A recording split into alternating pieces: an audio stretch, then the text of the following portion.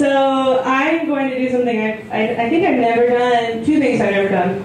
One, read the allotted time instead of many minutes under, and two, read House Heart, a weird story about a threesome that Sasha Fletcher likes. Okay, this story is called House Heart. The home remains.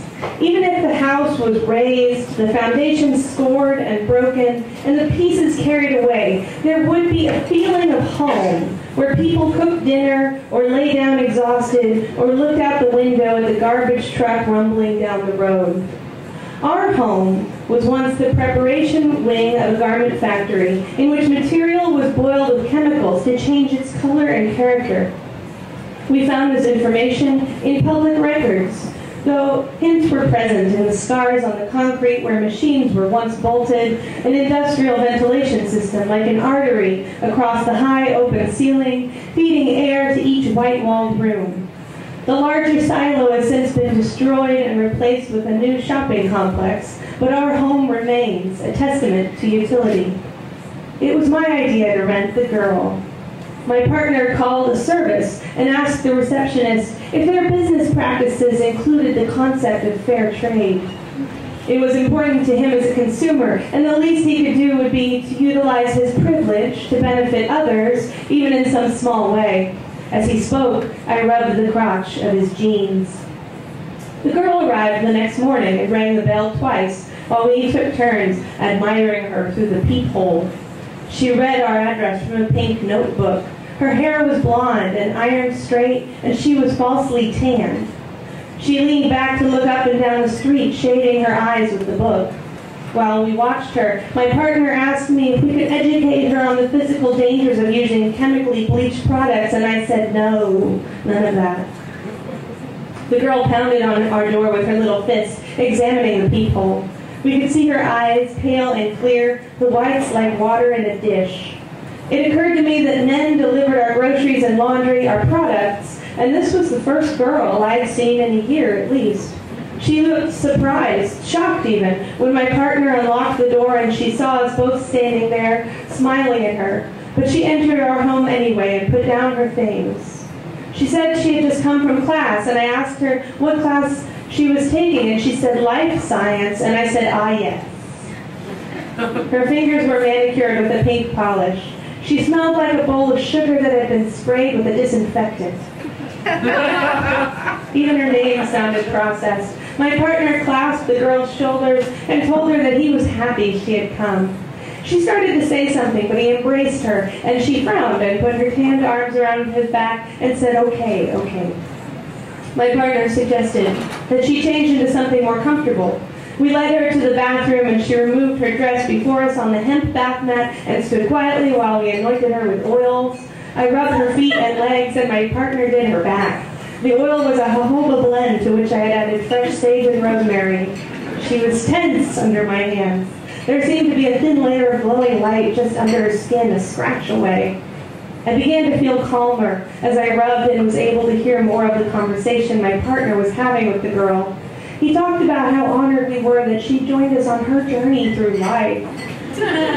He asked her the question he had read that morning on his questions calendar, which was, what are you doing to make life more beautiful for the next generation? She said she wanted to be a physical therapist. He moaned a little. The preparations over, he led the way to the air conditioner intake duct in the hallway. I passed him a screwdriver, and he began to remove the duct's grate, handing me the small screws. He said that becoming a physical therapist was very much like playing house heart with someone you trust. She said she didn't understand. She stood between us with her arms crossed over her breasts, each hand holding the opposite shoulder.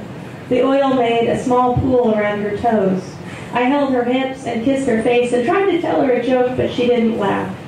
She asked what we were doing in the hallway, and I told her that my partner and I have a game we like to play, and it's a special game to us, very special, but we never have had a chance to share it with someone else, and it would mean so much for us to take that step with her help. He was prying the grate from its spot, and so I hushed the girl and patted her round bottom. The duct's main supply area was large enough for a crouching man to spend a few productive hours on the controls behind locked panels inside. There would be plenty of space for our girl. When we kissed her and coaxed her in, she barely had to bow her head and then stood comfortably. Her feet were bare, but I had swept the spot many times before and that morning had scrubbed it clean with a vinegar-soaked rag.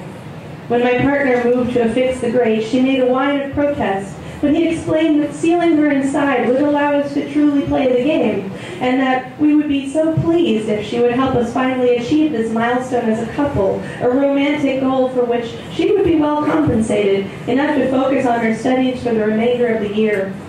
Finally, she was silent, and the grate was quickly secured. For a while, nothing happened. I worried for a moment that she had vanished. Then we heard her scraping around, feeling the boundaries with her feet and hands, no doubt discovering there wasn't room for her to sit. My partner said that she would find a duct at her head and one at her feet. Those main lines would branch into smaller channels leading to different rooms. One would end up over the kitchen, and another would terminate in the living room, one over the chandelier in the dining room, and the other three in the bedroom, bathroom, and office. She would be able to hear us at different points of the ductwork, thanks to the happy accidents of design that allowed for such echoes. In a small voice, the girl asked if we could maybe just let her out. I found my purse in a closet and fed a few singles through the grate. The money stayed stuck or floating there for a moment before she took it. She would have to stand there with it in her hand since she didn't have anywhere to put it. The scratching continued, the thumps of her body bracing against a confined space, then a sharp kick against the metal. She was crying softly. My partner knocked on the wall and told her to calm herself, that she would earn 5 times more than she would have if she had made love to us in a traditional way. He said there was no danger to playing house heart, that there were secrets to be found. Her noises became more frantic as she felt along the corridor. We heard her clamber up to the high duct, finding a place for her bare feet in the metal's slim niches. She had stopped crying, the effort of movement distracting her enough to focus on her task. I put my eye to the grate and saw her legs dangling before they vanished upward. My partner held my hips, and we did it right there in the hallway. We licked each other's faces, listening to the girl above us. At that moment, she was learning that she could crawl on her hands and knees in the main passage, but that in the smaller lines she would have to slide on her belly, arms outstretched, pulling herself forward blind. At the system's smallest points, it would surround and press her from all angles. After we finished in the hall, we retired to the bedroom where he rubbed some of the jojoba oil into my breasts. He rolled out of bed, arranged a stepladder under the vent, and stretched up to feed Cash through the grate. He knocked on it so she would know. After a few minutes, the money disappeared, and we heard her moving backward, the metal shuddering above us. I dipped my head down and onto my partner's genital, savoring the girl's energy as I worked. Once I was finished, he handed me a warm towel and began his preparations for work. My mind was once diseased with the strange and heady ambition that I might somehow improve the world by living in it. The reality of the world ruined this ideal, or rather the fantasy of the ideal ruined its reality. It took some time to soothe myself from this truth. Eventually I found that keeping close to home and pursuing a daily practice helped to ease the stress. Making terms with my lack of true utility required a kind of physical therapy, as if I were treating a sprained ankle. This was my daily practice. I would throw open a door and imagine the ideal world. Opening a pantry, I might declare what a fine day it was, how the morning sun glinted so kindly off available glinting things. At the door to the bedroom, I spoke of a green and placid lawn. I held out my palm in a closet and noted that it was about to rain. It was soothing. I practiced with the doors after my partner left for work. As I opened and closed the medicine cabinet, I wondered idly if the girl had a partner of her own. Seeing as we hadn't heard from her employer, it was safe to assume she was alone. I took only slight pleasure from this. The girl slept up there each night, turning over every few hours. There would be no space for her to curl her legs up to her chest. One night, my partner left the bed and I heard him whispering to her in the bathroom. In the morning, we heard her noises change as she lifted her elbows and slid on her belly. My partner rolled atop me and said that the girl had begun to trust the surfaces she was coming to know. It was very exciting for him, which made it very exciting for me. He left for work and I opened and closed the cabinet for a while before putting on water for tea. I could hear the girl rumble above me in the kitchen. She said, "Could you let me out of here?" I replied that the world which had been created for her was out of my control. She said it wasn't true, that if I might call an authority, everything would be solved. An insolent silence followed. Pushing aside my desire to cut the duck open with one of the heavy steak knives and plunge the knife into her neck, I pointed out that she had made all the choices that brought her to that moment, that if she had been forced to do anything in her life, it had not been in our presence, and we would not be held accountable. As I spoke, a drop landed on my shoulder. She confessed that she had wanted to be let out because she didn't know where else to use the toilet. I took my tea into the living room, annoyed. She banged away for a while, but eventually calmed down. A few hours passed, and I cleaned the mess from where it landed on the kitchen floor.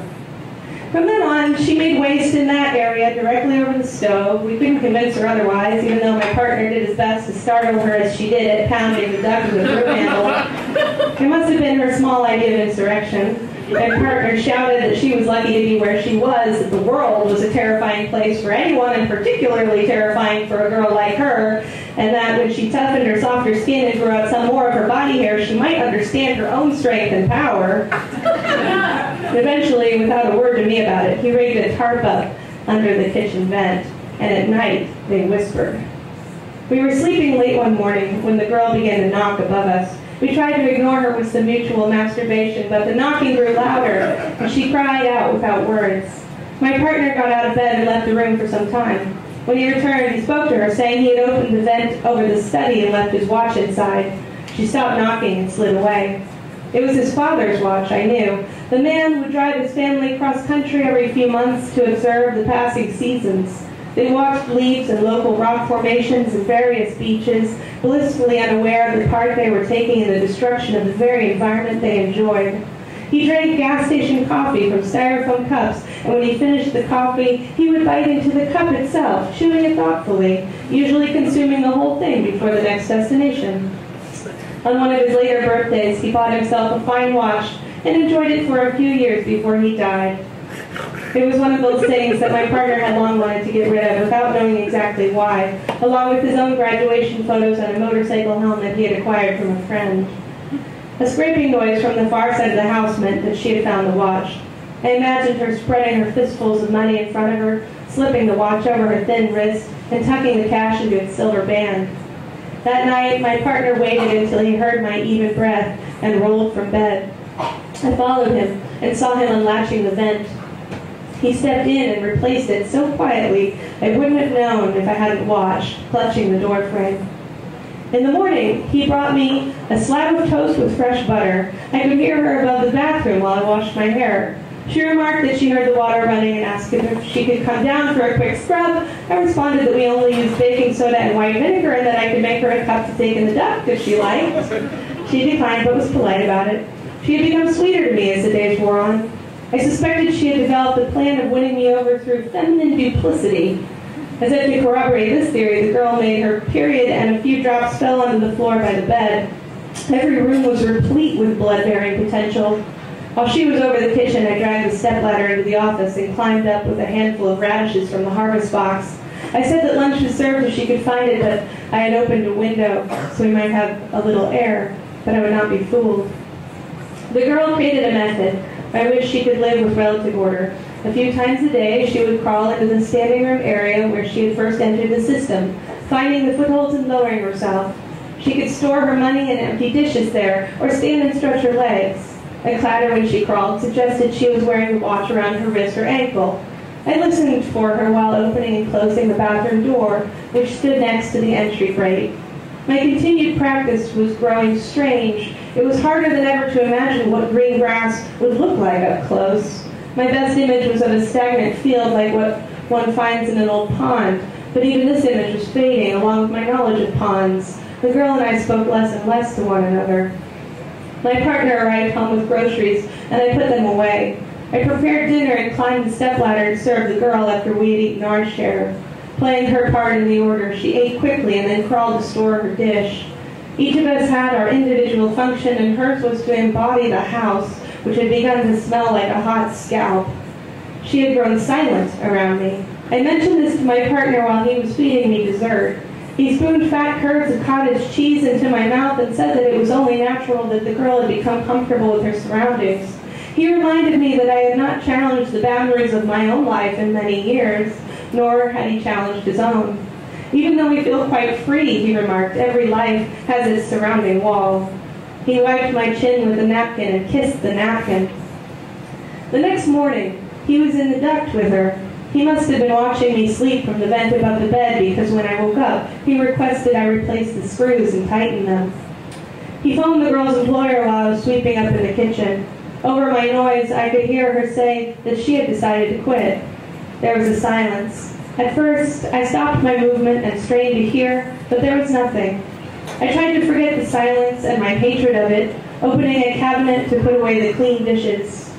In the back of the cabinet, over the plates, there was a portal through which I viewed the windless void of a new ecosystem. I could almost hear it breathing. Thanks.